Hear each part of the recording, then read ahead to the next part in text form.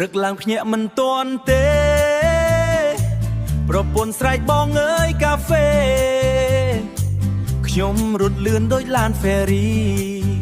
យឺតបន្តិចនាងថាអត់បានការសោះប្តីខោអាវខ្ញុំដាក់ខុសកន្លែងនាងមើលមុខដូចចង់វាយខ្ញុំផែងខ្ញុំចង់តបតិចតែបេះដូងញ័រខ្លាចយប់នេះដេកក្រៅបន្ទប់ទៀតប្រពន្ធជេរប្តីបានរាល់ថ្ងៃប្តីវិញតបទេអត់ហ៊ានអីមាត់នាងតូចតែសំឡេងដូចមេក្រូ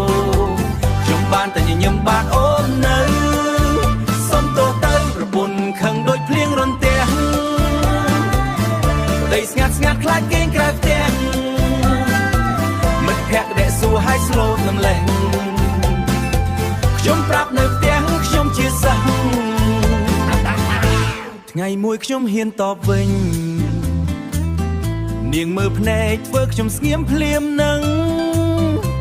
ចុងក្រោយខ្ញុំទៅលាងចានហើយថែមបោកខោអាវហ្វ្រីទៀតបានទៅផឹកកាហ្វេជាមួយម៉ាក់ប្រពន្ធខំមកនៅណាអ្នកខ្ជាក់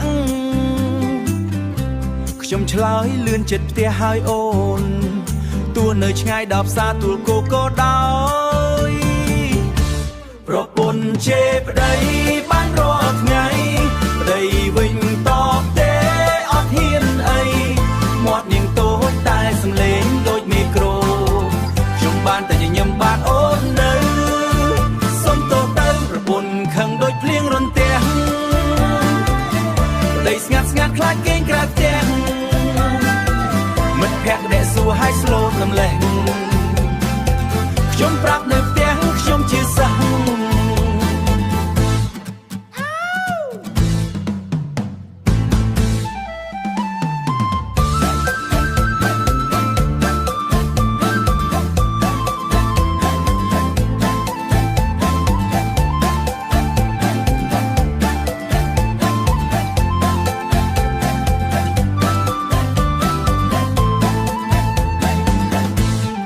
សួរថាស្រឡាញ់ប្រពន្ធអត់